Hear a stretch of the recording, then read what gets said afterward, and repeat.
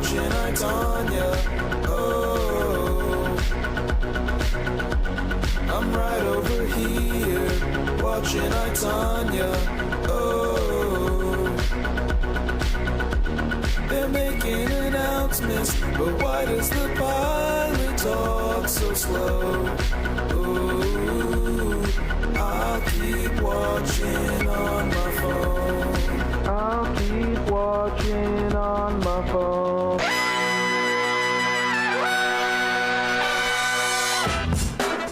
Good morning, sweet world, and welcome to the No Dunks podcast on the Athletic Network, a fine network. It's Tuesday, September 17th, 2024. I'm Jay Skeets here in the Classic Factory, and alongside me, as always, Tass Mellis. Podcast listeners, this is definitely for you. Next to him, it's the bearded one, Trey Kirby. Hey-o. Hey-yo. And over yonder, making the magic happen, super producer JD. Hello. There he is. Here we are. Hello to everyone joining us live right now on YouTube. Hit the like button, subscribe. Podcast listeners, 5-star ratings and reviews. I want to set up the week in the No Dunks universe for everyone out there. Tomorrow, Wednesday at 10 a.m. Eastern, we're playing video games. Once again, we had too much fun playing 2K25 last week on playback/YouTube.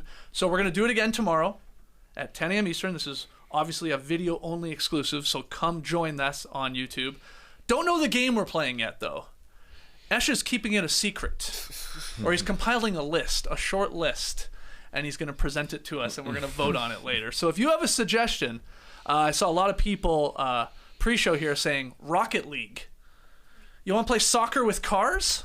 I would love to play soccer with cars. I'm always saying that. I've never done it, so that's a possibility. I don't know if Esh has that, but yeah, this is our new series we're calling No Lag.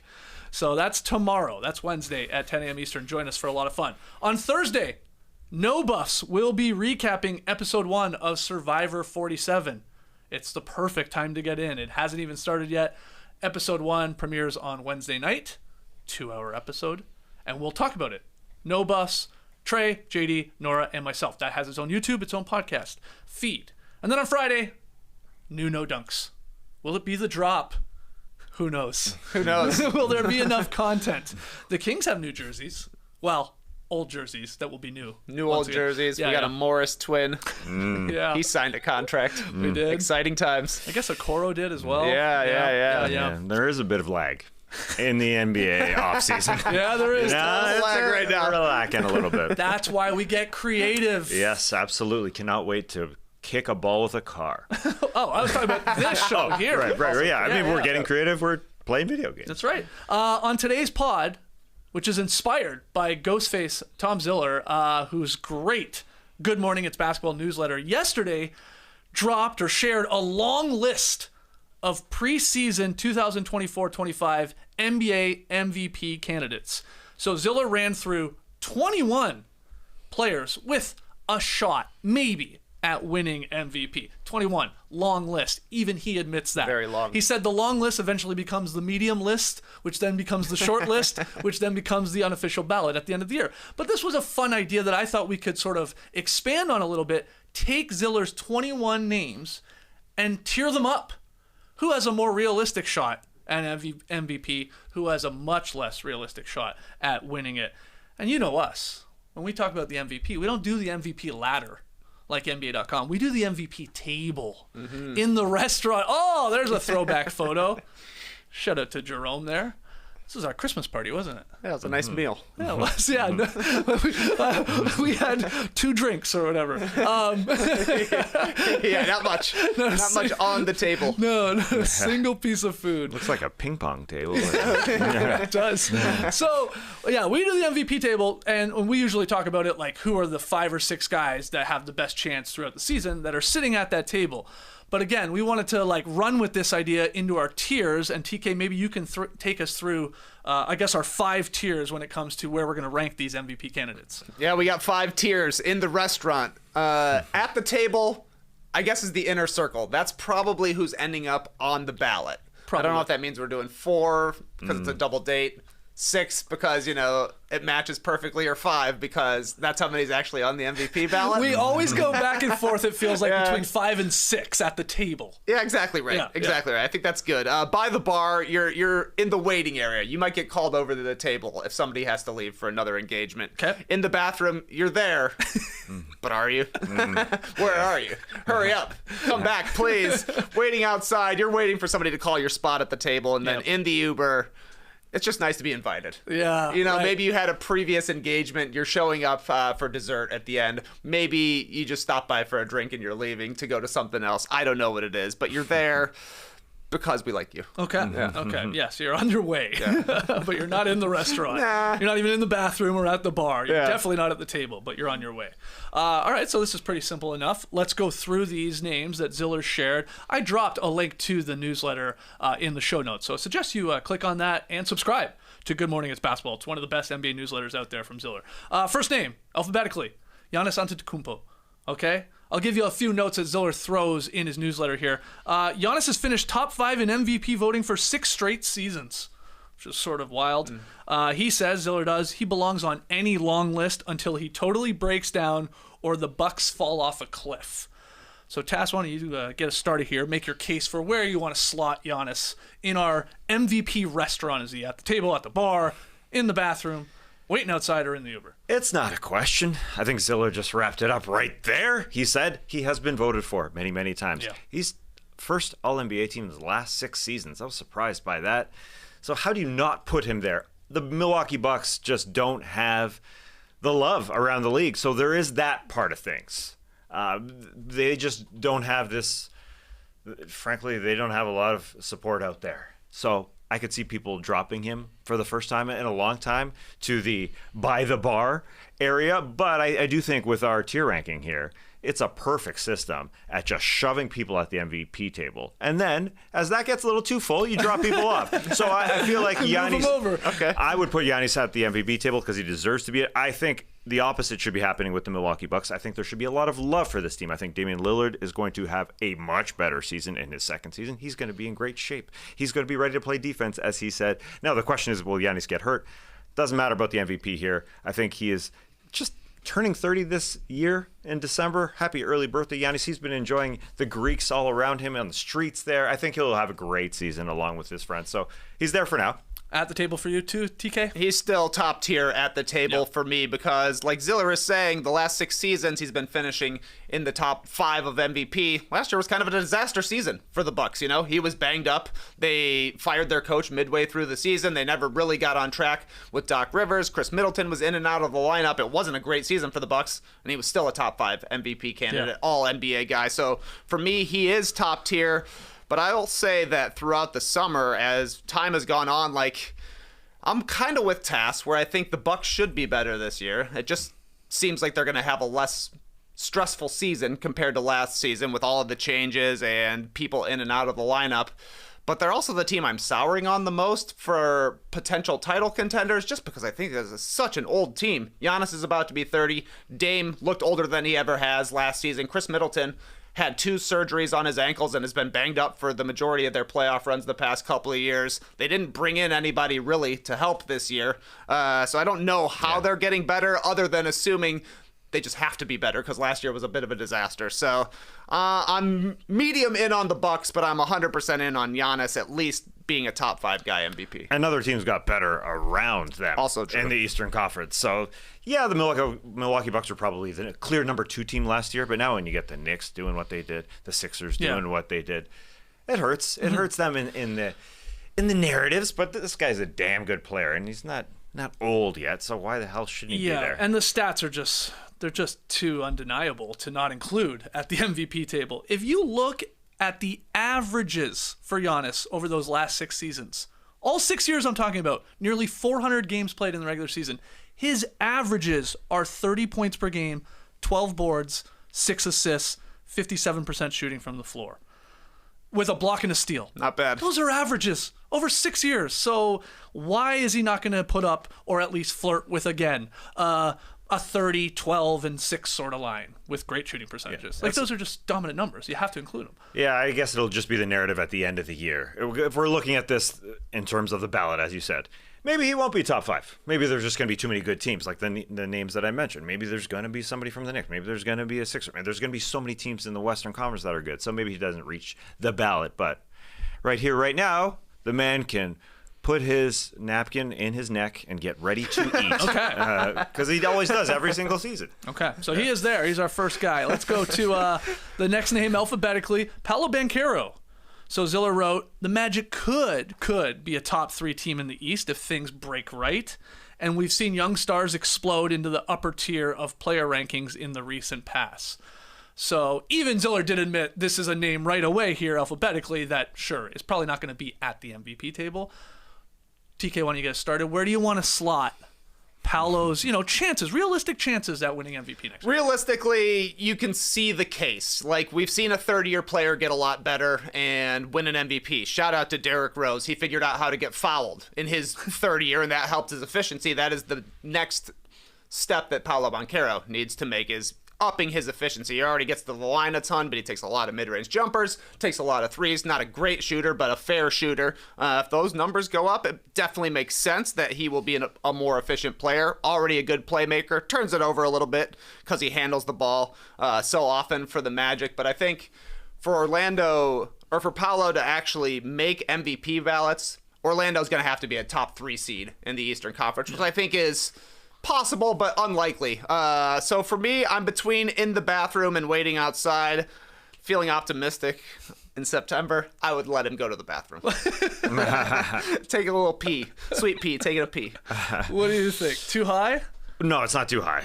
Oh, wow. Frankly, is he one of the best 15 players in the league? I mean, he's very, very close to that. So why wouldn't he be in the very least in the bathroom, which is category number 3 here?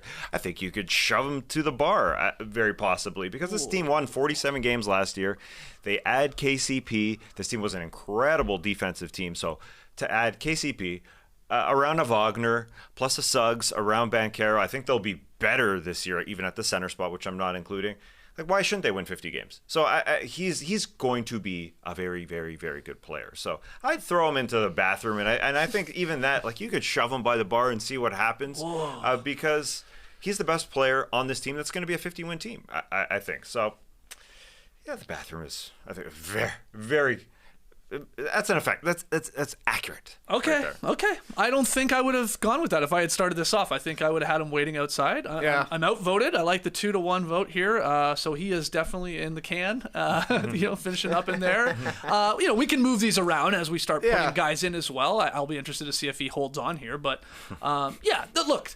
The case with all of these is pretty self-explanatory. You got to win a bunch of games. You generally got to be the alpha on your team. Obviously, put up stats, and that's sort of your recipe to at least be in the conversation. Yep. So, yeah, they definitely could be a 50-win team. But you said all those elite teams, or we think will be elite teams in the Eastern Conference. It's really who of the Magic, the Cavs, the Pacers can sort of barge in and take one of those teams in the top 4 out. Obviously, the Sixers, the Bucks, the Celtics probably not, and the Knicks. That's what we're sort of getting at here, but maybe they'll be the surprise team. Yeah. Let's go to number 3 here. Devin Booker. Devin Booker finished 4th in MVP in 2021-22. He's never received votes otherwise, but he made All-NBA last season, and he followed it up with a really good summer. The Paris Olympics were really good to Devin Booker. I feel like got a lot of goodwill, played hard, sort of dedicated a little more to the defensive end, found a role, and was, instrumental in helping them win gold. But what do you think about Devin Booker? Where do you want to put him here? Yeah, he's an interesting one because he should be an All-NBA player. I don't think there's any doubt about that. But there's so many damn good players here, and on the Olympic team, he was obviously a support player, and he was so good at it. And then he got on his bike outside a bar, and he rode it home in Paris, which was cool. A perfect summer for him. And then not in the Uber. You can't make it in the Uber. All right. Right, yeah. On the bike. He's also just the bike attached to the Uber. He handed out shoes all summer long. Yeah. He's that guy who's handed out thousands of shoes to fans. Yeah, and on the Suns, does Durant get more votes than Booker in this MVP battle? It's quite possible. Do Booker's lines go a little bit down now that the Suns finally have a point guard in Tyus Jones, and maybe Beal's numbers go up a little bit because Beal won't be playing point guard? This is hard. I think I'll put him in the bathroom as well. just because of those things I mentioned. I mean, I don't know if I'm going to put anybody outside, which is category number 4, amongst these players. 5. 4, yeah. Yeah, amongst these players. Just because there's 20 selected by Ziller, 21. I mean, they're all good. But the point of this exercise is to rank their likelihood. Yeah, I know. Yeah. Well, I don't think anybody needs to be outside. I mean, I think the third category for Devin Booker, a formerly All-NBA player, is bad enough. It's low enough to me. So, in the bathroom for me and Book, he's one of the best guards. Where are you going? Simple. Booker, I think, is confusing because he did have a really good summer, and if he plays like he did for Team USA, he'll never make MVP. like Taz was saying, he was a 3-and-D role player, basically, moving the ball. But unlike the Bucks, I'm feeling a little optimistic for the Phoenix Suns. True. Just they make a little bit more sense. They have a little bit more depth, and I think things are probably falling in line where this should be Devin Booker's team. Kevin Durant might finish ahead of him in MVP voting. It's kind of hard to tell who is the man there sometimes, but I think that Kevin Durant probably sees after the summer, this is Devin Booker's team. We're going to go as far as he can take us. So I would actually have him by the bar. I think he ended up missing out on games played last year, right? He was banged up too much to actually make these. Well, he played 68 games. Oh, so did he make it? Yeah. He was a first-team All-NBA for a while. He made third-team All-NBA. Yeah, he would have been first team, I think, if he didn't miss time in the second half of the season. So I would have him by the bar. I'm in on Booker right now. I got to go by the bar as well. Right. I know my bias is showing. That. I like Booker. He obviously contributed this summer. And the numbers are pretty amazing. He still averaged 27 and 7 last year, along with around 5 boards a game. The perfect scenario for him is obviously the Suns are back to being what we thought they would be, which is a real contender, flirting with 60 wins in a loaded West. And then he's flirting with a wild 50, 40, 90 type of season with, great scoring numbers and stuff like that, and staying healthy. I mean, it's far-fetched, but by the bar, he's on the outskirts. He's not right at the bar. He's maybe a row or two back, but he's getting the bartender's attention. Yeah. Hey, I'll come back to you. I see you're 20 and up in the air, so I'll get back to you. By the bar, Booker. Okay. Let's go to Jalen Brunson. All right. He finished number 5 in MVP voting last year. Tremendous postseason. I mean, obviously some memorable performances there. And the Knicks are better, for sure. It feels like going into 24-25. So that, as Ziller said, could be a perfect recipe for maybe doing the unthinkable. Maybe, I don't know, finishing top 3, top 2, maybe winning this thing. But where do you want to put him? Does he stay at the table, I guess, is the real question. It is a very fun one because the Knicks are better. There is no doubt. To add Bridges, to have a healthy Randall, you got to assume, to go along with OG for the full season, because what were they, 20-2 when OG started in the regular season? They're better, but does that reduce Brunson's numbers a little bit? Because you're starting with Bridges, OG, Randall alongside you, and then Mitchell Robinson at center. So maybe that hurts him a little bit, but maybe the record is good enough to keep him at the MVP table. He ain't worse, but I think I'd throw him by the bar just because I do think his numbers will drop a tiny bit. Wow. I mean, you can put him at either one. I'm totally fine with that. But, he did squeeze into that ballot last year as a top 5 guy. Yeah. So he was kind of on the borderline, and maybe this year kind of reduces that a little bit with, again, Bridges got to touch the ball. OG's got to touch the ball. Randall, who didn't play a lot of the season, that helped Jalen Brunson's stats, should be back and healthy. So it's a truly an interesting one. I think I'm going by the bar with a great player. Yeah, I used to go to school with a guy named Joe Cusper, and I think that Jalen Brunson is Joe Cusper because he's right in between the table and the bar. He's on the cusp right there. Yeah. Last year was kind of perfect for getting onto MVP ballots because the Knicks got so banged up that they needed more and more from Brunson, and the Villanova unity is really what led to their surge in the second half of the season when it was Josh Hart playing out of his mind and Dante DiVincenzo chucking 10 threes a game. Brunson is obviously the head of the snake there. He will be the guy that takes all of their important shots in fourth quarters. So for me, he's right probably at the end of at the table, but that could also mean he's the first guy by the bar. It's up to you, Skeets. Yeah, it doesn't feel like it's humanly possible for Brunson to average more than 28.7 points per game. That is an elite season. Shot 40 from 3. Will he maintain that and in this sort of new role, or maybe he's more of a facilitator with all these guys? It's by the bar or at the table. I guess we'll put him by the bar. But he's the first one right now to head on over if somebody pops up easy, buddy. and has to step outside to take a call or something like that. There he is. I like yeah, it. yeah, and I like that. Okay, I like putting them in order as well. First spot by the bar there, if you're watching on YouTube. On deck circle. That's right. It's fun to tier it. I thought I'd have more guys at the table, but there's just too many good players as we look through the next few players. Well, this was on Ziller's list. Again, this is where we're pulling from. We didn't come up with this list, but we have Jimmy Butler next. Oh. All right. So, Not this guy. This guy ain't making the so MVP Ziller team. writes, let me give you Ziller's case. Quote, if the Heat challenge the top of the East behind a recommitted Butler, who is playing for a contract, mind you, then Jimmy will have reminded everyone why he's such an important player in this era.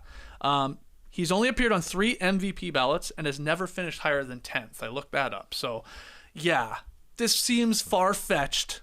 I feel like he'll be our lowest out of the bunch so far.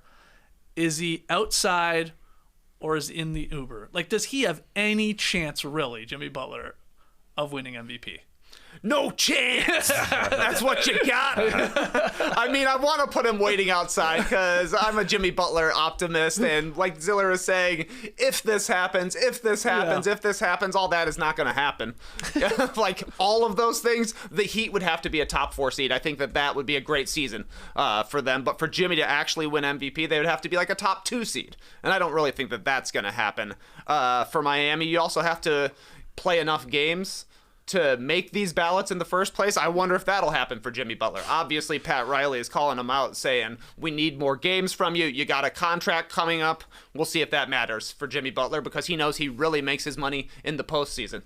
And that will get people to still sign on. If you're still awesome in April and May, it matters a lot more than if you're awesome in December and January. So I don't know. My inclination says to put Jimmy in the Uber, but I would like to put him outside. I'm starting the bidding at the Uber though. Yeah, I mean, and like here's to like double down on that. He's the oldest guy we've mentioned so far, right? I mean, he's 34, 35. 35. He misses games. You said it. 60 games played last year. 64 the year before. 57 the year before. 52 the year before. 58 the year before. That's not enough, Jimmy. Not a lot. That's not enough. You're gonna need more. And the other part, like, honestly, as great as he is and a two-way player, it's like just the scoring numbers are not going to be anywhere close to your elite MVP guys. Like, you'll be looking at Jimmy scoring what would be a great season for him, like 22, 23 points per game. You're going to be looking at like 10 other guys that are like flirting with 30. So it's not realistic. They would have to be the number 1 seed that would shock everybody. And then, of course, it's his team, and maybe he gets it from that way. But that's not happening. So I'm in the Uber test. Yeah, the numbers for him aren't going to be there. You look at his points per game throughout his career. He's never had a monstrous, like if you look at it that way, an MVP type season. But if his team is good enough, if his team is using this stuff as bulletin board material, where the team experts and fans are just not putting them in the top 5, 6. Duncan Robinson recently said, we are using that as bulletin board material. I mean, okay, sure, and maybe it is his contract year here and his 35th year on the planet. The man is old, but he wouldn't have even qualified for MVP, as you said, with all those for years, because you need to reach 65 games. So for the last few years, he wouldn't be there. He's just too damn good to throw him in the Uber. I think he's outside. I mean, that's fine. Okay, well, so you ultimately decide then, because I'm definitely in the Uber. We got to put him in the Uber. All right. We need somebody down there. Yeah.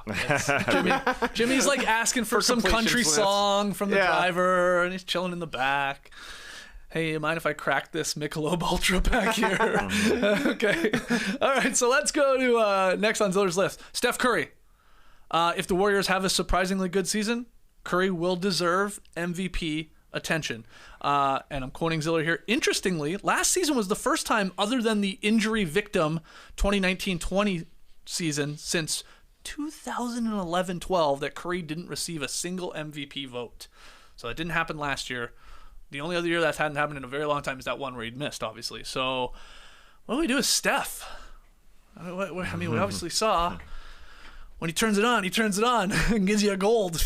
Absolutely right. It's a season we're looking at here. And if I'm recalling correctly, Steph was in the mix for MVP votes early in the season. last year, when he was really, really hot. But I don't know. The Warriors would need to be a locked-in playoff team, I think, for Steph Curry to end up on MVP ballots, which is certainly possible, assuming Draymond plays more games this season, doesn't pick up a suspension. Maybe the players they got to replace Klay Thompson are a little more effective than Klay was for the entirety of last year. It just seems like a lot of things would have to break right for Steph to actually end up on ballots, but you can see him getting like 5th place votes. So for that, I think he's between the bar and the bathroom to me, and I think he's got to be at the end of the by the bar section. I am with you in that he could be at the MVP table early on in the season. And so I think you got to start a new category. I mean, he could be there just for a drink. I'm here just for a drink. I'm here just for the appetizers. I'm not here for long. Just a pop in, eh? Yeah, it's just there because I think, the Golden State Warriors, I do like the players that they have gotten around Curry this offseason. The Meltons, the Kyle Andersons, they're good. The Buddy Hields, they're good. They'll start somewhere hot, but there's no way they can win that many games to have him at the MVP table. So he'll drop off. He'll leave. I guess he'll go to the bar for a bit. I'll go to the bar. And the other part of the equation here is how much Kerr and the Warriors organization try and sort of save Steph Curry throughout a long season for a potential playoff run if the team is maybe exceeding expectations and guys are playing above their head and suddenly Andrew Wiggins is back to being good. Like, who knows? But, his minutes are sort of going down as his career goes on. I mean, obviously, he's getting older. He's now the oldest guy we've talked about here. He could be a 30-minute per game, and then it's going to be very difficult to get to that still 30-point per game level that we've seen him do, or 32 in that one year they went bonkers. But you got him by the bar. You have him at the end of the bar? Is that what we're saying? Yeah. Unless you want to throw him in the bathroom. No, I'm okay with that right now. Yeah.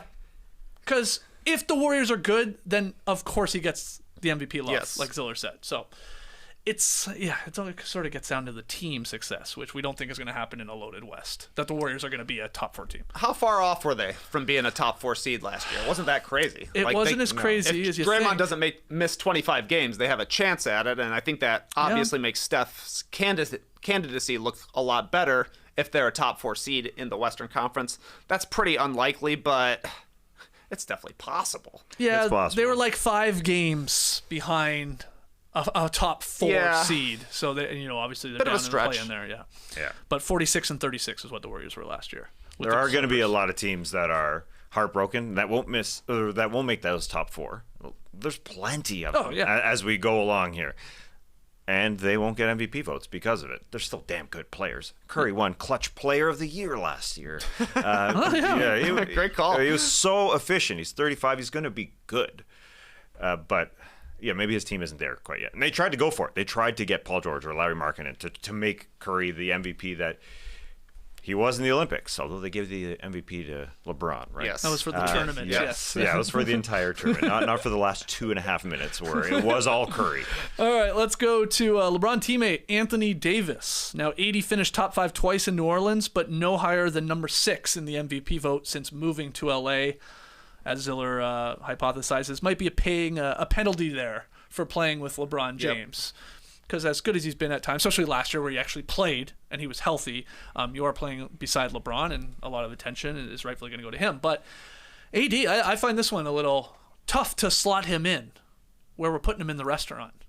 Where are you going to go? Played a ton last year. Lakers' record wasn't that great, and I'm sure still finished behind LeBron in voting. So I think that seems like a big hurdle to overcome for Anthony Davis. He'll just never really get the credit for the Lakers being great unless he's averaging 30 and 10, which just isn't necessarily an Anthony Davis sort of thing. I think he's one of the best two-way players in the game, maybe the second best in the league after Giannis, maybe even the first, considering his defense is so good, and he really carries the Lakers on that end. But I think Anthony Davis, for me, is waiting outside. I think he will make all NBA teams, but I don't think he's a realistic MVP candidate. You can put him in the Uber because I think he is very, very unlikely to get any MVP votes.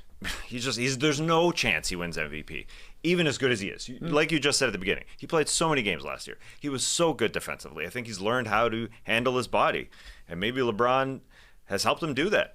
paying that $1 million per year or whatever LeBron does obviously helps him, and for Anthony Davis it's helped as well. But LeBron's getting MVP votes on that team. Anthony Davis hasn't gotten an MVP vote since 1920. Yeah. That's a long time ago, and LeBron has had his in the middle. And this team is not going to be as good as some of those top Western Conference teams. It's highly, highly, highly unlikely. So that hurts them as well. I don't think there's any chance that he gets an MVP vote, period. The only chance would be a LeBron injury. True. That's it. Yeah, they got to be good, too. Well, I know, yeah. Like, a really LeBron good. goes down for a significant amount of time, which never happens, but, whatever. And then, yeah, AD carries them still to a really good, successful regular season. That would be the only way that you can sort of squint and see a third, fourth, fifth place MVP vote, I think, for Anthony Davis. So you want Uber. I say Uber because LeBron even hasn't gotten an MVP vote the last 2 seasons. Right. So, and that's team success. Huge part of it. Yeah, and they ain't that good. Ooh, okay. Put him in the Uber. Put him in the Uber. Yeah. Okay. Maybe ahead of Jimmy, though. Yeah. He's in line. Yep. He's got Uber X. Jimmy's Mine's here in 3 minutes. It's going to be 6 for me. Okay, moving on to Luka Doncic. I don't think this one's going to take long. As Ziller wrote, a perennial preseason MVP favorite. He'll win one at some point. Luka. I agree. Luka, you do agree with that? Yeah. And thus, we put him at the table, I assume. He's at the table. He's a hungry boy. I mean, he's like 30 points per game, triple-double every single year. I mean, it's not actually 30 points triple-double, but it could be if he decides to get busy. The thing with Luka is you can talk yourself into whatever happens with him in the summer mattering at all come playoff time, because last year was like, oh, he's coming off the FIBA World Cup. He's going to be in the best shape. He'll be ready to go this season. Now he didn't make the Olympics, so this summer it's like, oh, well, he's going to be rested. So he'll be ready to go. It just matters if Luka decides to be locked in for an entire season. But I think he is our number 1 ranked guy thus far at the table. Yeah, he's up there. Looking at his stats, it's just unbelievable what he was last year. Leading the league in scoring at 33.9. Will that happen again with Clay getting a bunch of shots there? Now, I don't know. Everything is going to go through Luka. I don't think it matters how many games he played in the summer. I don't think it matters that people were saying in the Olympics, oh, he looks fat again. Come on. He's never going to look cut. He's just a damn good basketball player. He made the finals last year, so I guess it was his longest run.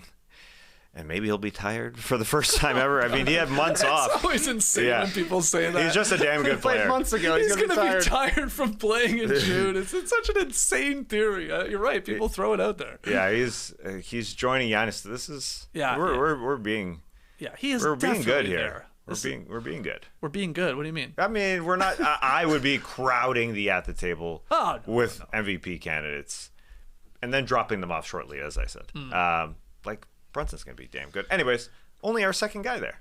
Yeah, and has to be there because for this reason alone, he's been all-NBA first team the last 5 seasons. Mm-hmm. And some of those years, obviously, that was when we were taking into positions. And so he was always a top 2 guard in the league for basically the last 5 seasons. So he's definitely at the table. Will he play enough games? It's always, just hit 70 last year, 66 the year before, 65 before that. He's always right around that mark. Yeah. Because he does pick up injuries. And technicals. Good point. But man, to see 33.9 points per game, to see him leading the league, and then he didn't even finish second in MVP, let alone win it. Finishing third. Yeah, that's how stacked this season, this league is. It's crazy. He's getting better. It was his most efficient year, his best 3-point shooting year. He's 25, so this is the best Luka we've ever seen. So it's kind of hard to say, hell yeah, whatever dumb reason you're going to come up with. The guy's just good enough. Yeah, you just I think we're at the point with him is what does the Mavericks ranking in the West, or at least however you want to look at it, record have to be for him to just finally get his first one? Mm-hmm. I think that's all it comes down to. Because the stats are going to be there. Again, considering he plays enough games. They're a 50-win team last year. Are they a 55-win team? That's enough? 60, of course. I'm just wondering. I know it depends on what the other teams in the West are doing, but how high do the Mavs have to be for Luka to finally get his first one?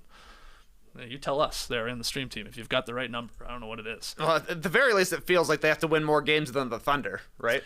Yeah, because those two are so totally close. Him and Shai are going to be in the mix with each other. Yeah, that's a good point. All right, Kevin Durant's next up. We're at the 9th guy overall, if you're keeping track here. KD hasn't finished top 5 in MVP voting since 2015-16, and it would take the Suns performing exceedingly well, probably plus Booker missing time, in all likelihood to garner KD support. That was Ziller's sort of theory here. And we talked a little bit about Booker. I sort of agree with that. I do think it's Booker's team more than it is KD's at this point, but where do you want to put Kevin Durant, man, at this is a fun stage one. of his career?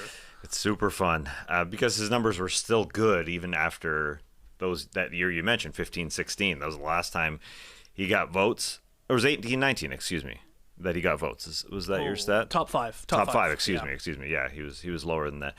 But whose team is it? I think Durant wants to push it into Booker's direction. I think it is sort of Booker's. So where do you put him?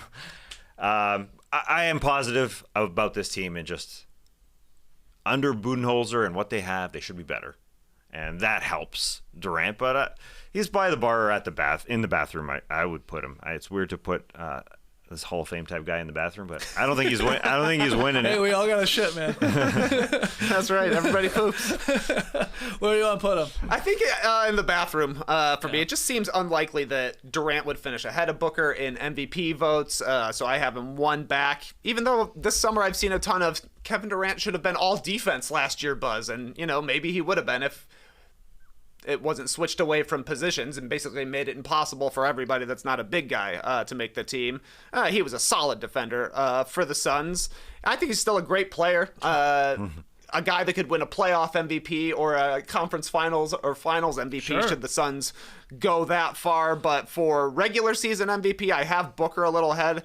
And I think it would be cool if Durant ends up on some ballots. I just don't think it's very likely. So he's a bathroom boy for me. Yep.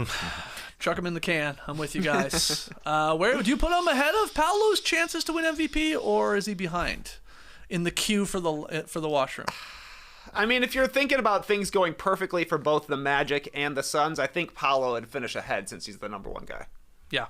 Right. Yep. I think you're right, because in the KD situation, you need two things to happen. Them to obviously exceed expectations, be a really good team, and probably Booker missing enough games where he couldn't even win it. So then it sort of shifts to KD as the lead guy. I'm with you. But Paolo, you don't need that part. I like how you're ranking them within the categories. Oh, yeah. That's like the old all-NBA chat. Doesn't matter if a guy's on the second or the third team. Right. It matters. It matters if he's first in the line at the bathroom for the stall or whatever here. He's second. Banchero can pick his stall. Okay, let's go to Anthony Edwards, our 10th guy. So Ziller says if the Wolves dominate the West, Ant, who finished 7th in MVP voting and made All-NBA second team last season, will get a lot of support. I agree with that. People love them some Anthony Edwards. Like, they want to vote this guy almost for an MVP before he's probably still have reached those levels in his career. Wow. But he's in the conversation. Wow. He's borderline. He's borderline. He's not at the table, I don't think. Yeah, I'm with you. Okay. I'm with. What was your friend's name? Cusper? Joe Cusper. Yeah. He's Cusper for me. I know people love this man because of who he is, on the mic, who he is on the court, obviously, but he hasn't got there quite yet. But he's very, very, very close. So some people want to anoint him as an MVP. I get it. I'm fine leaving it right there for Cusper. You take it, Trey. I mean, I'd probably put him by the bar. In all honesty, I think there's enough guys but I would put more guys ahead of him. But I stopped myself when thinking about the Minnesota Timberwolves ranking. There's record really is what comes down to. Mm-hmm. Like if they happen to be the 1 seed in the West, Ant could do it. But that's where I think SGA will have a better record. Well, it's funny you brought him up. I feel like Ant is on the SGA trajectory here, right? Where 2 seasons ago, Shai, I think, was like a top 5 MVP vote. Then last year he goes up a level. Thunder get better. He finishes runner-up. Ant, like I said, 7th last year. Maybe the Wolves have a great record. Maybe he bumps up more. He finishes 2nd or 3rd or whatever, 4th. And then, years down the line, maybe gets one. But I think we're a little too early for him realistically winning it next year. So I'm fine with by the bar. Would you pull him lower? No, I agree. I think he's by the bar. He's very similar to Jalen Brunson. To me, like, it wouldn't be surprising if Anthony Edwards finishes specifically 5th in MVP voting, where you're like, we know who the top 4 guys are, but this is a great season for the Timberwolves. Edwards hit a ton of big shots. His efficiency took a step forward. Basically, what Brunson did last year, asserting himself as the go-to guy, an absolute superstar. We all think Anthony Edwards is there. It's just a matter of taking it one little level higher. So I think he's equivalent to Brunson by the bar, and they could easily get the call to come sit down. Okay. And just ahead of Booker and Curry. Yeah. Okay. I would have those guys tied, I think. Okay. I like that. Yep. Number 11, Joel Embiid, the big man. As Ziller said, some forget Embiid was the front runner last year before injuries derailed his 23-24 season. Won it the year before, hit 66 games and got it. Obviously was a runner-up the 2 years prior to that. So Embiid, is he just like an automatic sit down at the table, big guy, take up a bunch of space? Like, oh man, especially if this is a booth.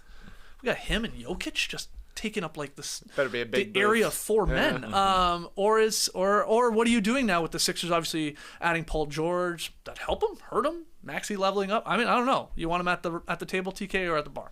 This is a hard one to figure out because Embiid, if you're telling me that he plays 75 games this season, I'll say you're a liar. But then I'll also say he's definitely a top 5 MVP guy. The guy was scoring a point a minute.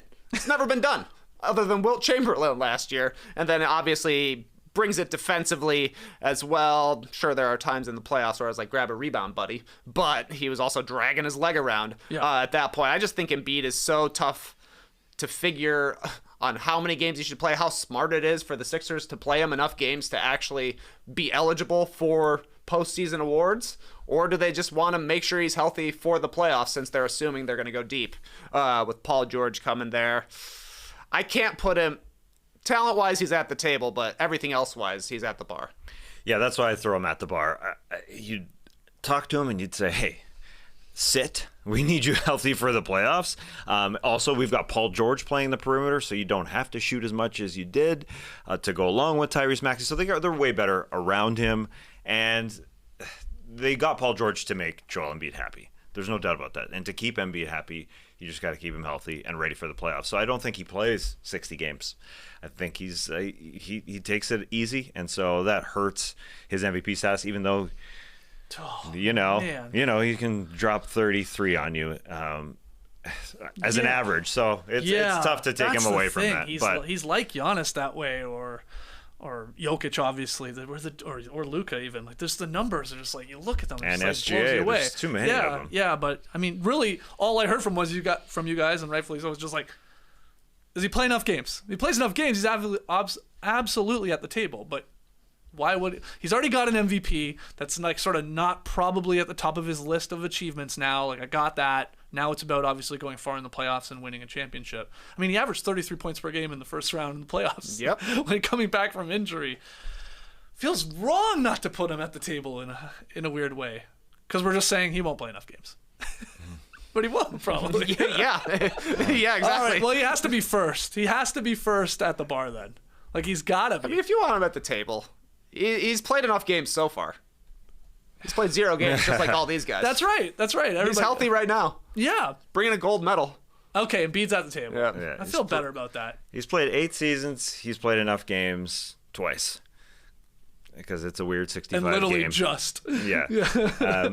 But anyway, he's talented enough, and I think he'll be removed from the table at some point here when we get deep. When we get That's deeper, right. We can probably. always cross him off eventually. Yeah. That's right. All right, next name, it is Shai Gilgeous-Alexander. He finished 5th in 22-23, finished 2nd last year, like I said. And OKC is being talked up as a very strong Western Conference regular season favorite. And this is SGA's team. No one would deny that. He's the clear alpha. He's at the table. He is at the table. After last year's runner-up season, how he played for Canada in the summer, like no fall off there. And then, if the team is better with Hartenstein and Caruso, I mean, if the record just gets better, how could he not possibly win this thing, in all honesty? Yeah, yes, the record would have to stay the same. They finished as the 1 seed last year, right? Yeah, it was close. Came down to the last day of the season. But exactly right. They should. I mean, who knows? Who knows what's going to happen? The Western Conference is tough, but they should at least be a top 4 team in the Western Conference. So I have him up there with Luka amongst the favorites. I've got him up there as well. Considering, the Caruso signing, or the trade, I should say, the Hartenstein, Holmgren going into his 2nd year, Jalen Williams going into his 3rd year. They should be better overall. They're going for it. So I think they'll have a better record, and SGA will reap the rewards because he's going to be so friggin' good. I mean, we were just talking about the guys who score 30 points. SGA is going to do that. No problem. And his team's going to be awesome. So how do you take him away from them? No, you're not taking him away. The question is what TK slipped in there. Who, heading into the season, is more likely to win MVP, Luka or SGA, in terms of where we put them in order there on our tier maker?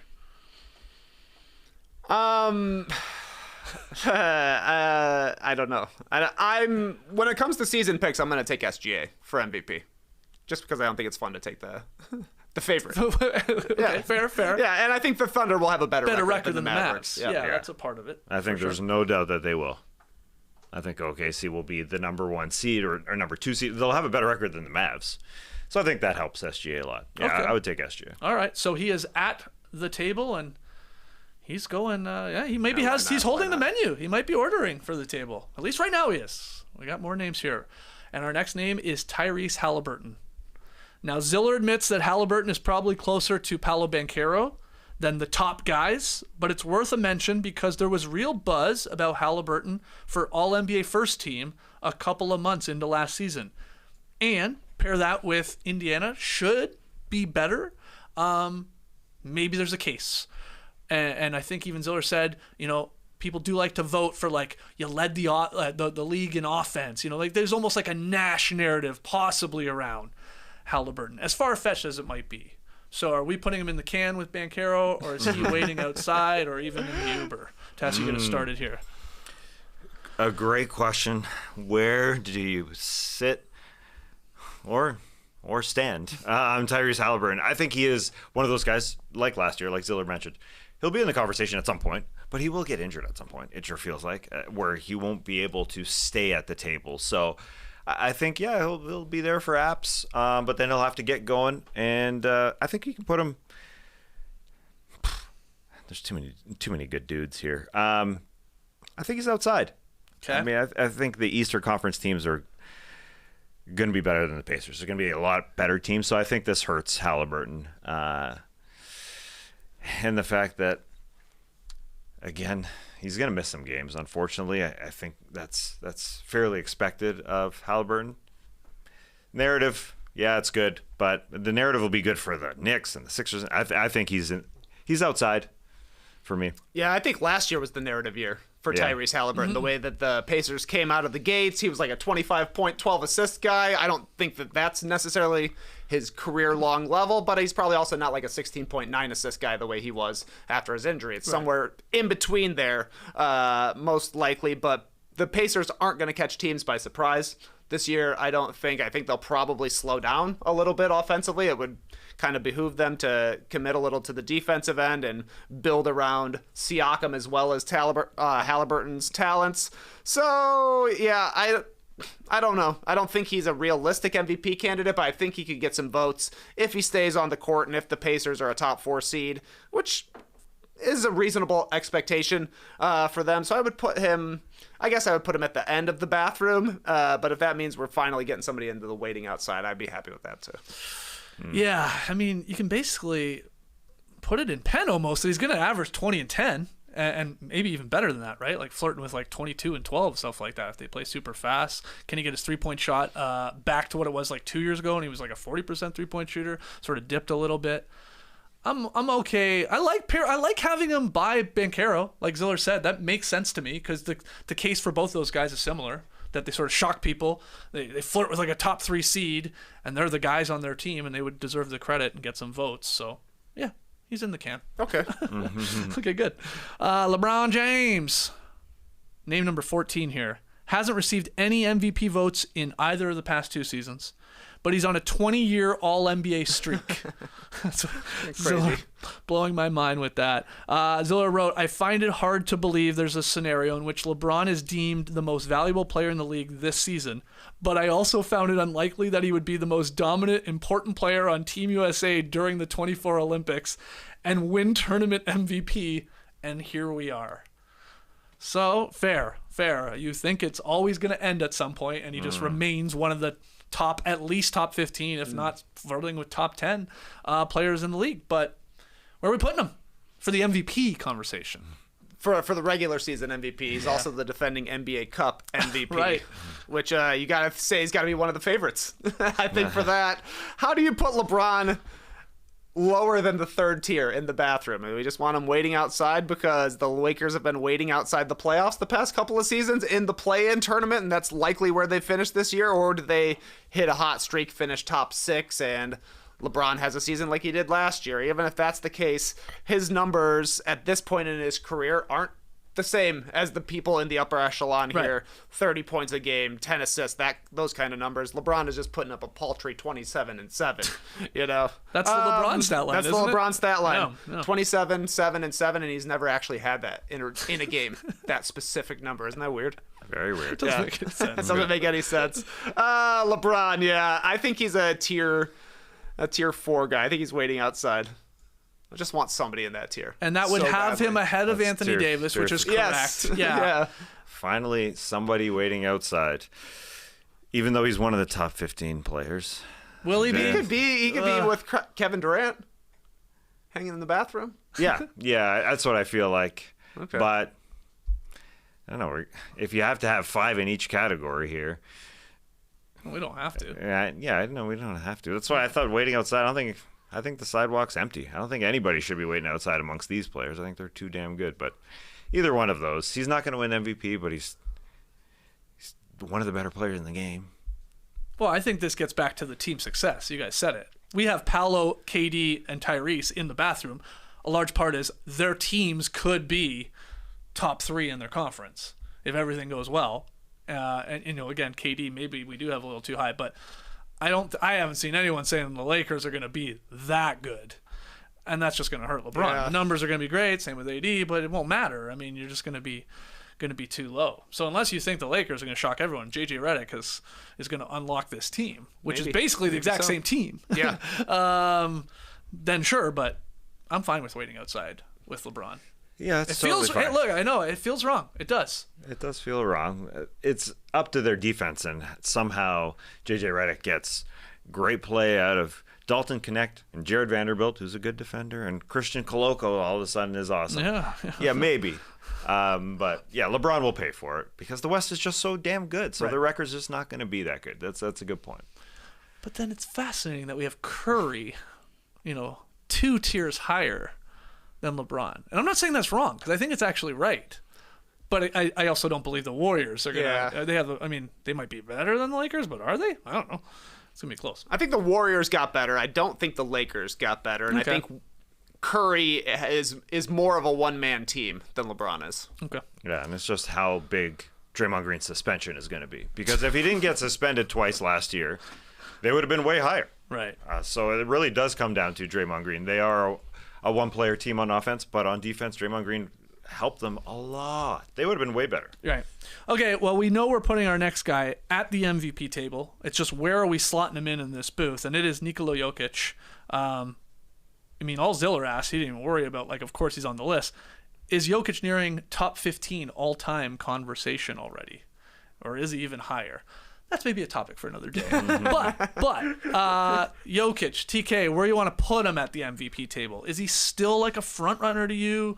Is he now slotting in behind the young guns like Luka and SGA because he's got so many and people will be maybe reluctant to give him a 4th, which would put him on a very short list of NBA legends? What do you think? Well, the list of NBA players with 3 MVPs isn't all that long. No. And he's got 3 of the last 4. For me, he's still number 1. He's still holding the menu. He might not be the favorite right now, but he's won 3 of the last 4. People would still say he's the best player in the league.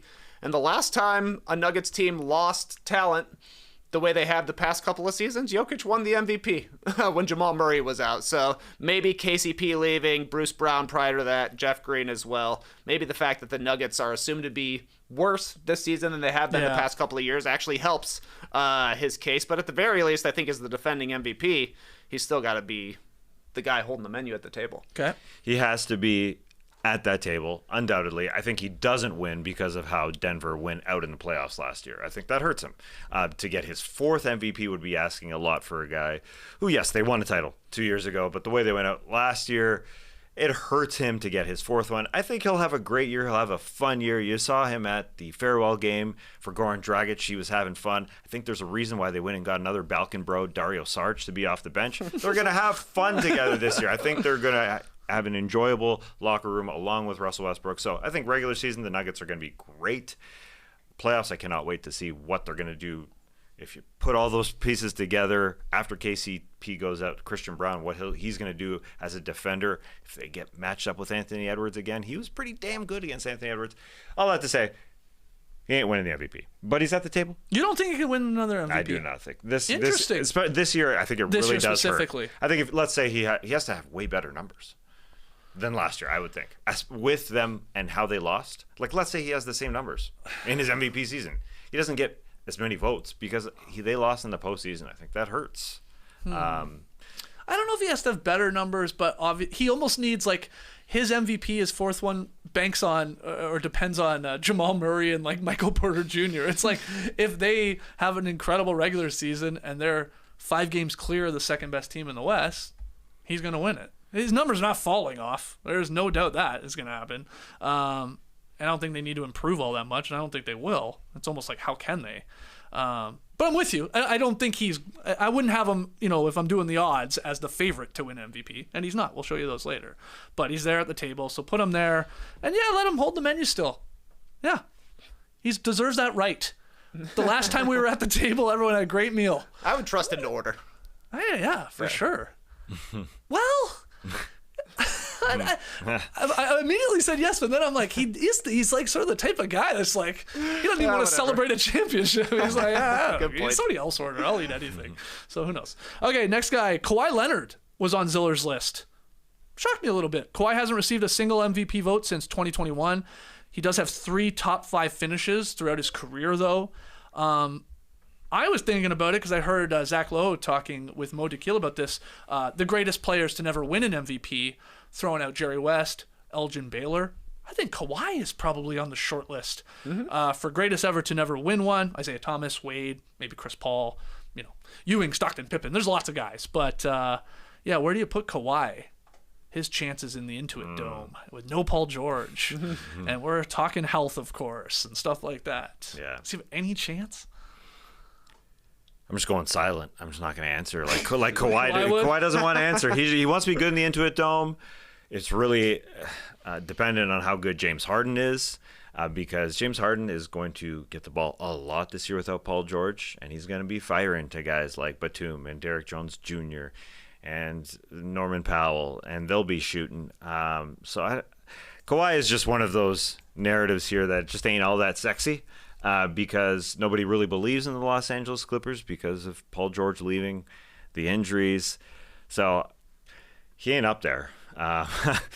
He could be waiting outside, even though he is one of the better players in the NBA. He had a freaking great season last year. Waiting outside, I think, is fine for me. Waiting outside or in the Uber. TK, what do you think? I like to have him waiting outside because just like LeBron, I think there will be moments this season where we're like, man, Kawhi Leonard is one of the 3 best players in the league right now. Right. That was what it was last year, but then obviously he wasn't around for the playoffs. The Clippers had a really strange season. They hit the huge skid when James Harden was traded there. Then they were awesome for a while. Then they kind of fell apart, and then obviously playoffs didn't go as imagined. But Kawhi, when he's healthy, when he is engaged and the team looks right, he's awesome. He's still a top 5 guy in the league. For me, he's waiting outside because he sees all of the great players in there. He's like, hey, I should be in there. Right. You should. Yeah. But you're not always in there. Yeah. No, I'm with you guys. That's the perfect slot for him, I think. That 4th tier, waiting outside the restaurant. He's just so mad efficient when he plays, too. I mean, he flirted with a 50-40-90 season. He hits a couple more free throws. He's got that. So maybe that even happens, and maybe ups the scoring now with Paul George gone. And that gets back to like his high marks were around 25, 26 points per game. And I think that's where he's generally going to tap out because he's not a huge scorer like our other guys we have at the table. But he's outside. I like it. I see that Ben Simmons is now progressing. So Yes. he's getting closer to playing basketball, which means that the picture of James Harden looking svelte heading into the season, convincing me that this is going to be the year for James Harden. It's got to be just around the corner. Right around the corner, man. I hadn't thought about it until you just mentioned Harden. I was like, man, it's about time for me to get fired up about this guy. Okay, excellent. Donovan Mitchell's the next name on the list. Best player on an East team that could win more than 50 games, says Ziller. He finished number 6 in MVP voting in 22-23, but he hasn't received any votes otherwise. So, which is a little surprising to me. Where are we putting Donovan Mitchell? I think this is a tough one, actually. This is a tough one. Although I respect Donovan Mitchell, I'm putting him in the bathroom. I'm even reluctant to say it as I say it, but he belongs there, and he was good in the postseason when he did play before he got hurt, and the Cavs were on his back. He's just one of those top 6 guards in the league, so I would throw him in the bathroom. It seems like he's found his way and found his groove with the Cavs, and he bought in. He signed an extension, so I think if he shows that to be in on the Kenny Atkinson team, I think he's going to be damn good. Yeah, I'm with you. He, to me, would be either at the end of the by the bar tier or at the beginning of in the bathroom, just because I feel like Mitchell is going to be one of the most productive players in the league. The Cavs will be very good. He will be the main driver of success, take a whole bunch of clutch shots. He hit a whole bunch of them. But will his numbers compare to Shai and Luka? Probably not. They'll probably just be a little bit behind, which will be enough to split hairs in the MVP. So, Skeets, you tell me, by the bar or in the bathroom? Oh, this one I do find tough because I almost want to make a prediction that at some point early in the start of the season, if the Cavs get off to a hot start, like Donovan Mitchell's going to be on those MVP ladders. He's going to be at the table for a stretch. But to do it for the entire length of the season is the issue. Like, there will be a week or two where we're going to be like, is Donovan Mitchell actually MVP of this? There'll be that.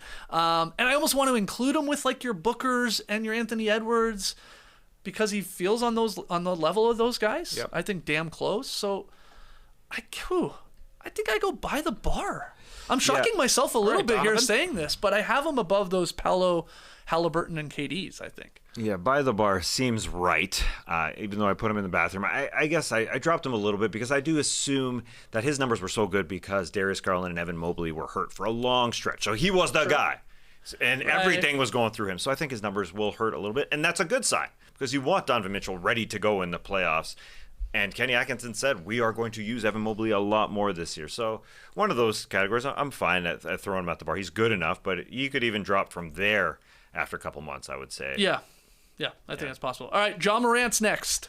Wow, this is fun. Ziller said he's close to picking Memphis to win the West. Ziller showing his cards a little bit here. He said Ja finished number 7 in 2021-22 in the MVP vote, got 1 vote in 22-23, but his suspensions obviously cost him support, and that All-NBA nod 2 years ago. Didn't play much last year. So Ja Morant, obviously, he had the Grizzlies as the number 2 seed those 2 years there where he's balling out. Can they get them back to that level? And if so, where do we put him in the MVP conversation? I mean, if the Grizzlies are right back to where they were before everybody's injuries last year and Ja's suspension the year prior, he will, at the very least, I think, be in the second tier by the bar. But the Western Conference, I also think, has gotten a lot better since the Grizzlies were one of the top 2 seeds. I think the top 4 seeds are probably comparable to where the Grizzlies were the couple of seasons prior to last year. For Memphis, it's just hard to say what the Grizzlies are going to be this season. We know they're good when they've got Ja, JJJ, and Desmond Bane all healthy. Like, that's the makings of a team that's going to win 50 games. But they got to go out and do it. So for me, I think he's ahead of the bathroom tier. I think I would have him in the bar tier. Oh, wow. So we'd have to kick out a Steph, a Dono, if he was to be at the bar. We don't need to kick out. I mean, the bar, there's no limit on how many people we can have at the bar. That's totally The true. table is the one where there's a limit. And I guess you could argue the Uber as well, but if they're sharing. But, yeah. I mean, Ja Morant's comeback season has to be happening now. You got to feel like it's happening. As you said, the last 2 years, the Grizzlies were a team with Ja Morant leading. They were a number 2 seed in the West. But the West has definitely got stronger. But they also built their team while he was suspended and injured to be a better team. They got Marcus Banks. Smart. Marcus Banks. I was calling him You've Marcus done that Banks. before, yeah. What a name. What a callback of a name. Marcus Smart to be that dog beside him, along with Jaren Jackson Jr. You can just ride Morant's back with that kind of lineup. So I could see him definitely getting to buy the bar. But I think I'm more comfortable in the bathroom at this point with how good the West is. The West is just so damn good. More comfortable in the bathroom. I agree. He's having anxiety. He wants to get in the bathroom. I gotta go take a break. Yeah, this one's tough because on one hand, the narrative is there for John Morant to like really jump into the conversation again because there's nothing this country likes to do more than obviously build someone up, then tear them down. Rightfully so, I'll admit, for some bonehead mistakes he makes, but then to bring somebody back, right? Bring him back. And if they obviously are a great team, he's the main guy, the numbers are there. Yeah, why couldn't he be at the bar? Ooh, I'm torn. I'm torn between, I think, like you said, with all these elite teams in the Western Conference, as good as they might be, or at least obviously bouncing back from like being a lottery team, they're not going to be flirting with that first or second seed. I think Probably there are better teams than them, even as much as we love Zach Edey. And we are Edey pilled just like the best of them. But they've been practicing together at SMU. Don't tell me that. Oh, He's they're been practicing. throwing oops. And the team is just, as I said, it's constructed to be good around John Morant. I'm there in the bathroom. I think that's where he is. Let's go to the bathroom. Yeah, and maybe first. Yeah, I think that's fair. Okay, Okay. good. All right, 3 names left. Jayson Tatum. Oh, Jayson Tatum. He really got all of this started. Ricky O'Donnell of SB Nation, he did his list. 9 guys, much shorter list than Ziller, of potential MVP candidates, and he left Tatum off the list. And that got people all up in arms, right? Quoting Ricky, Tatum would easily fit the best player on the best team MVP formula, but it feels like he'll never get full credit for Boston's success because his teammates are too good. Tatum's been first team All-NBA the last 3 seasons, but he's finished 6th, 4th, and 6th again in the MVP vote. Again, he's making first team All-NBA, sort of top 5, top 2 at his position at other years prior, but never finishing higher than 4th in the MVP vote. What up with that? Is there any case to be made that Tatum will even win one of these in his career, let alone this coming season? I'm serious. I think there's way better odds for other guys, for sure. I would say, Tatum he's a cusper. He is on the cusp of the MVP table and by the bar. I would definitely put him at the MVP table. I do think the Celtics are going to have the best record in the NBA, definitely in the Eastern Conference, but I think in the entire NBA. And Jayson Tatum's going to be motivated. Jalen Brown's going to be motivated. I think they're going to be a really, really, really, really good team. Period. But I guess how is that any different than last year? Oh, that's why he's a cusper. Yeah. I mean, he's right That's there. the problem. Yeah. 6'4", as you said, his last MVP votes. three ballots. Yeah, I think you have to put him at the MVP table because he could definitely be there. He may get up for real quick, but he'll be back again. I mean, they're gonna have the best record in the Eastern Conference. They're so damn good, and he's gonna, I think, get the benefit of it, even though Jalen Brown got it in the playoffs. Mm-hmm. Tatum's the guy. I've seen Jalen Brown doing a lot of underwater training for this season, Oh, yeah. so I guess there's a chance that his bones don't adjust to being outside of the water. Right. It goes down with an injury. Porzingis, maybe his injury extends, and then Jayson Tatum really has to carry this team. That's how I see him finishing top 5 MVP. Yeah, Because if I'm it with didn't you. happen last year, it seems far-fetched, but it's weird because you feel like he should be at the table. The team is going to be, at the very worst, the second best team in the entire league if the Thunder go crazy in the Western Conference, but they should win the Eastern Conference. They destroyed in the playoffs, even missing Porzingis, and Tatum still didn't get conference finals MVP or finals MVP or finish top 5 in voting. The team is just a little bit too good. And when your team is too good, people will not give you the MVP. Yeah, and he also That's true. A part of it too feels like he's like the anti-Edwards or even anti-Shea to some extent. Like, a lot of people just don't like him. They don't, and I swear they hold it against him. I mean, I don't know. Maybe I'm projecting. I don't know, but it feels that way to me. He does not seem well liked. Maybe it's part of playing for the Celtics, obviously a storied franchise. Maybe there's that angle. I don't know. But he's obviously elite. But his team's so good that it's like, yeah, you're good, but like so are all these other guys. And yeah, he has a weird playoff run where Jalen Brown is the one winning the awards. Like, he stepped it up. And then obviously what we saw in the Summer Olympics and Tatum getting benched and sort of marginalized on that Team USA. Maybe he comes in fired up because of that. Yeah. But it's so funny. Like, him gunning for an MVP actually hurts his chances, because then, that used to be a couple years ago, sort of how he played, a little shot happy, a little bit of a black hole. And now he's become a better player. And he's one of the best defensive players probably on this list.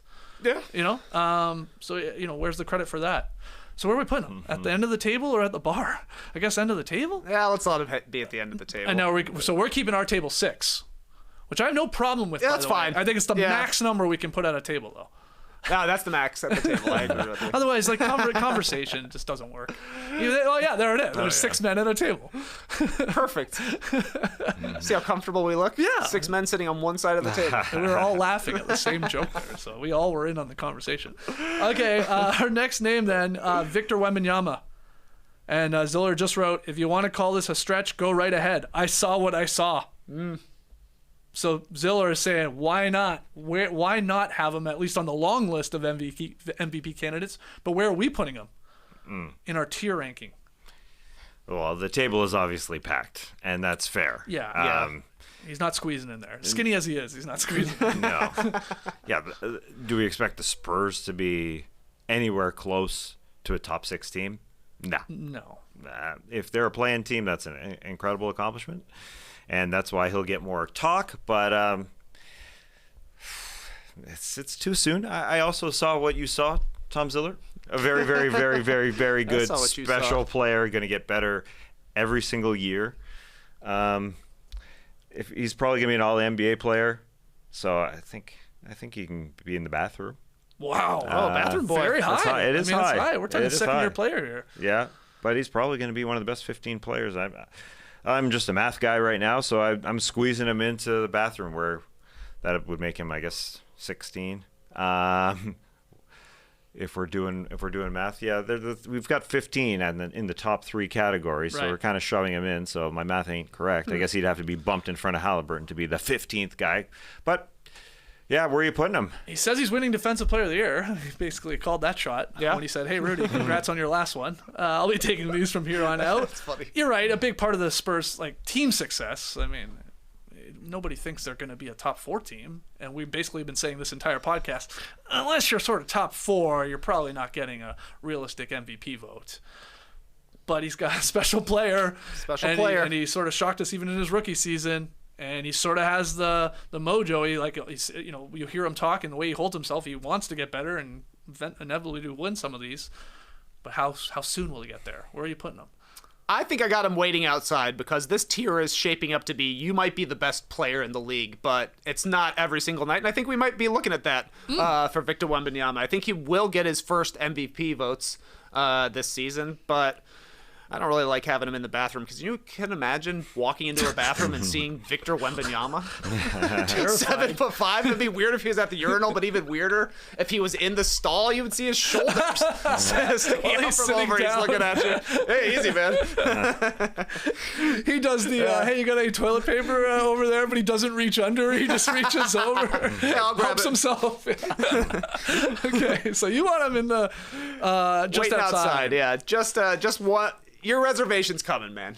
Yeah. You got the next table. Yeah, that's a good way to put it. That's a good way to put it. Okay, I don't mind slotting him in there. Yeah. Maybe even ahead of the guys? Okay, wow, ahead of the guys. Look, let me give you a trivia question here. I'll first off by telling you Wilt Chamberlain, Wes Unseld, only rookies to win MVP. Okay. 3 other guys won MVP in their second season. Can you name them? Second season. Now I'll tell you right now, these are all old guys, so I'll help you out there. The olden days. I mean, Kareem Abdul-Jabbar is the most recent one to give you that. Yeah. Okay. But let me tell you, Kareem, 32 points per game, 16 boards per game in his second season. Pretty good. Milwaukee went 66-16 and they won the title. Wow. A deserving MVP. They go through the play-in tournament? And then you've got 2 guys. I mean, honestly, basically at the start of when we started tracking MVPs. They're gettable. These are legends. That was year 2, so Yeah. of the MVP. Yeah, so You got Pettit in there? You got Bob? you've Yeah, number of course. one guy. Nice. Bob Pettit. He averaged Nice. 26 points per game and 16 boards per game for a St. Louis team that went 33 and 39. Again, this was the start of MVP. We didn't They're know. figuring it out. We did not know what to do. Great numbers from Bob Pettit in his sophomore season. And one more in between those guys soon after Bob Pettit. I mean, one of the greatest centers of all Bill time. Russell. Yeah. Good job, Bill Russell. 17 points per game, 23 rebounds per game. Boston went 49 and 23. They were first in the East. I think they lost in the NBA Finals to Bob Pettit and the Hawks. I believe that's what happened that year. But anyway, Big year. Kareem, Bill Russell, Bob Pettit, sophomore guys to win MVP. So the point of that was Wemby's got to average, let's call it, I don't know, 25 and 16 or something like that. Be pretty good. Obviously, maybe the Spurs shock everybody, and yeah, they'd have to be a play-in at the very least, but probably even top 6. I guess it could happen. He'd lead the league in blocks. Yeah. Yeah. I highly doubt it. I will get into the Defensive Player of the Year ballot. That's where the conversation really matters because he could definitely win it, but it all depends on the Spurs supporting cast. Chris Paul, will he help enough? Jeremy Sohan at a different position will probably help. I don't know if they have a good enough defense, to be honest. Okay, so we got him waiting outside. Yep. Okay, yeah, like you said, your table will be called Yep. in a couple of years. Just got keep you, waiting don't out worry. there. All right, final name, it's Zion Williamson. That's on Ziller's list. He writes, this might be a real stretch, but on a number of the mid-tier West teams, there lacks a clear alpha. Not so with the Pelicans. If the team is truly great, it'll be because Zion is playing a lot and playing his game. He says, please remember that Zion almost made All-NBA in each of the 2 seasons where he played at least 2,000 minutes. He had good years, and then obviously injury always sort of bites this guy in the ass. So Zion Williamson. I mean, there's almost like an Embiid factor with Zion. Yeah. And it's like, can you play enough games? Will you be healthy? But when he plays, he's a monster. How good will the Pelicans be? They're definitely getting overlooked, I think, in a crowded West. Where you want to start by putting Zion? Tough one, I think. I think this is a tough one because Tom makes the perfect case. If the Pelicans are good, it's probably going to be because of Zion.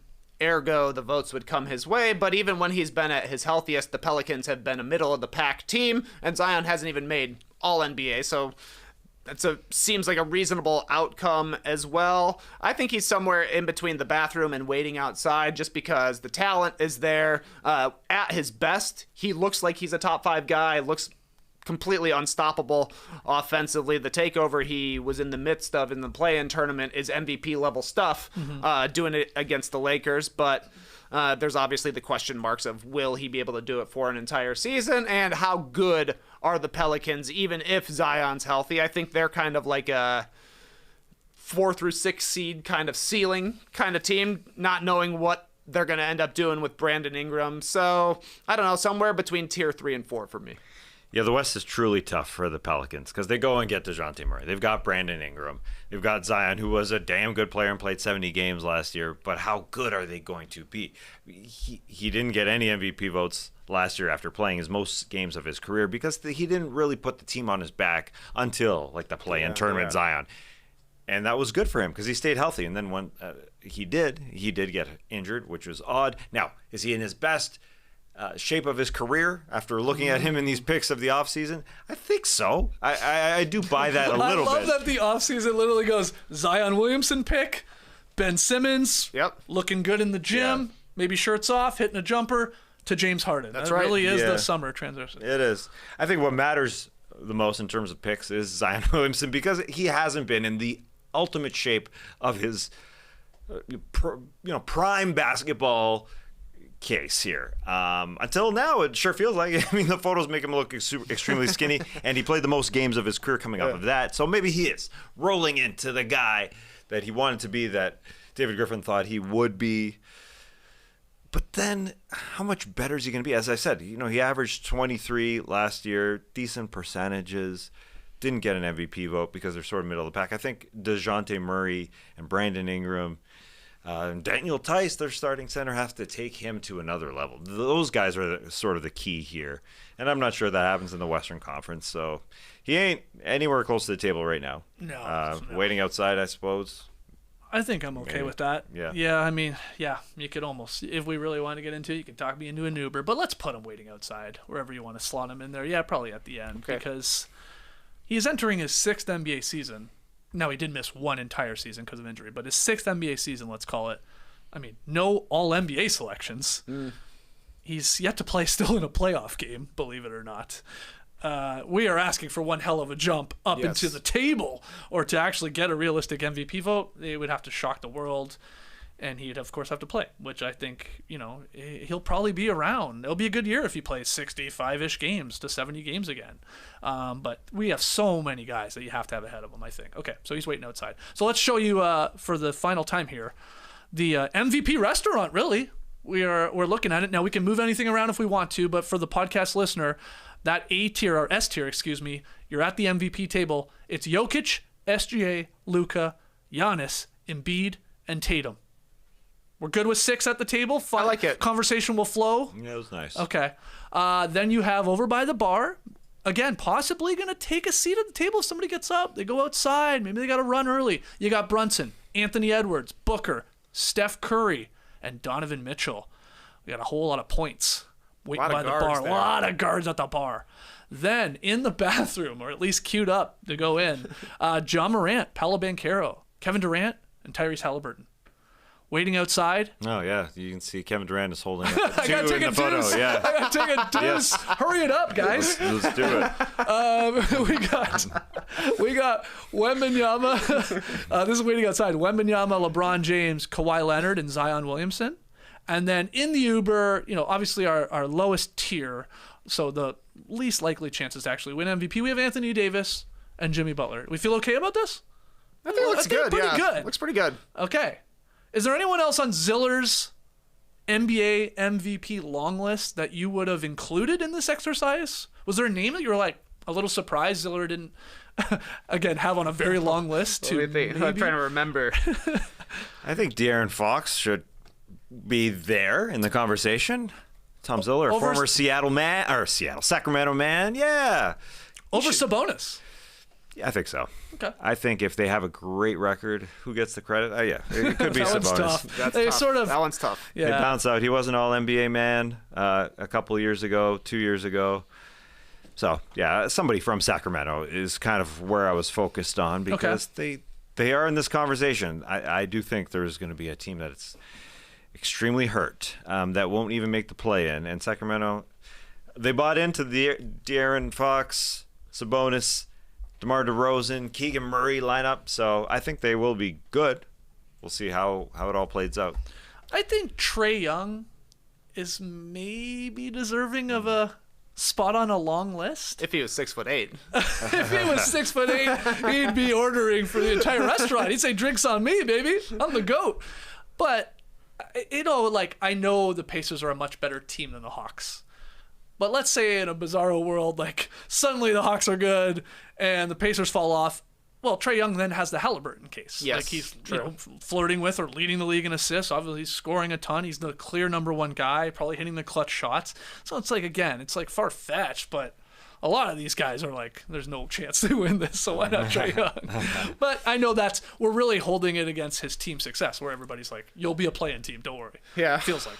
How about Jalen Brown? Is he a snub from this? I think He's got 2 MVP trophies from last year on the best team in the league. I think he might be just because we said, well, Tatum will never win this unless Jalen Brown gets injured. Well, what if Tatum had a bad injury? Yeah. And the Celtics still dominated. And oh my God, my head just exploded with the idea of Jalen Brown winning a regular season MVP before Tatum would. That'd be crazy, That man. would be really insane. But yeah, I think he's a snub. I think he'd be included. Paul George. There's only 2 teams that have 2 guys on it, the Suns and the Lakers. So I'm with you. I'm kind of like, who's a second guy that can make it? Paul George, I think, is in the mix. Or Maxey, I guess. Yeah, and Lillard, I think, is kind of in the mix as well. But for all of these guys we're listing, Jaylen Brown, Paul George, and Damian Lillard, we know who the number one guy is, which it makes it tough. Yeah. Any other names? We've No, listed a lot there. I think we got them all. Okay, right well, let's there. wrap this up by showing you the BetMGM MVP odds, at least the top guys. And hey, look, they're all at the table. So that's Okay. good. No Tatum, though. No Tatum, though. He's much further down the odds list because How nobody did you wants choose to. this photo? Great question. Well, we're at the table. He's eating. Yes, he does look big. He's been eating. We're showing Jokic for the podcast. He looks good. He looks huge in this photo, and it looks like somebody's like doing a little airplane with their spoon. Like, Open wide. open wide, big guy. But yeah, the MVP odds right now: Luka Doncic for what's got to be like the 5th year in a row. He leads the preseason MVP odds. He's plus 350. Jokic plus 400. Shai plus 525. Embiid plus 650, and Giannis plus 750. No American-born player on that list. Well, what are we at? 6 years running? Is it 6 seasons running of a international player? Is it? Yep. Yeah. 3 Jokic, 2 Giannis, 1 Embiid. Dang. There it is. Dang. So bet on any of those guys on that list. Yeah. Is the thing. Next on the list, it is Anthony Edwards, plus about 1,300. Then it goes Brunson, Wembanyama. They want to get people. Yeah. Like, hey, why not? Why Go not? ahead and vote on him. Tatum, plus like, I don't know, what's that say? It's like 2,500 or something. Too low. That's too low. I know. That's too That's low, too low. actually. Yeah. John Morant and Steph Curry, and then obviously you can bet on all these guys. But there it is. So who would you place a bet on? I know we'll get to our like actual predictions as we get closer to the start of the season, but right now, here in mid-September, who does Tass think has the best chance of winning MVP? Well, I'd take somebody with very good odds that doesn't really have a chance, to be honest. I'd go Morant, just to throw in Oh, okay. Plus 4,000. Yeah, sure. Yeah, why not? All right. Because I think they can be good. That's for sure. Who would you put your money on? Odds-wise, in the top 5, I like Shai being 3rd, and assuming that the Thunder will probably have the best record in the Western Conference, though I suppose it didn't matter last season for him. But circumstances have changed, so I would probably go SGA there. Any Bulls or Raptors make the odds there? Well, Did the numbers go that high? No, my computer doesn't scroll that much. But I will say Ziller had on his just missed the cut list. He had Fox, he had Sabonis, he had Bam Adebayo, he had Kyrie, Trae Young, Scotty Barnes, there's a Raptor, Damian Lillard, James Harden, Lauri Markkanen, Alperen Şengün, Cade Cunningham, LaMelo Ball, and Josh Giddey. Oh, wow. Couldn't believe that. That's literally the last name. Too high. No, I did put Giddey at the end for a podcast, just to really drive it home. But yeah, I mean, of that list that Ziller had, I did say, where's Brown, Paul George, and Tyrese Maxey? I'd have those 3 guys at least on that sort of honorable mentions list. But maybe someone else we missed. You tell us right now in the stream team in the comments. You can tweet at us and let us know how we did on the ranking. I think we can actually put that NBA tier maker link in the show notes if you want to go and do it yourself, and then share it with us on Twitter if you want, at NoDunksInc. I'll make sure to add that. But thanks for joining us live. Thanks for listening to the podcast. Leave us a 5-star rating and review. Tomorrow, 10 a.m. Eastern, we don't know what video game we're going to be playing, but we'll be playing it. And we'll probably be bad at it, but we will have some laughs. So join us live on Playback/YouTube at 10 a.m. Eastern to play some video games. Then we got No Buffs on Thursday and New No Dunks on Friday. Thanks to Ziller again for the inspiration for this very fun pod. Until we see you next, Clipper Bros. You heard it here first. Have a great time. Turn up. Love you guys. Awesome. Thanks for joining us. And remember, I'm giving the quote to Protocol and our stream team. Great questions. He asked, what are Giddey's odds for being assist leader? That's a good bet, actually. Yeah, he could lead an assist, but also because he just said Big Chungus, which is the Looney Tunes character. The rabbit looks really big. Because he thinks Nikola Jokic in that photo looks like Big Chungus. And I just like to see the name Big Chungus. Big Chungus.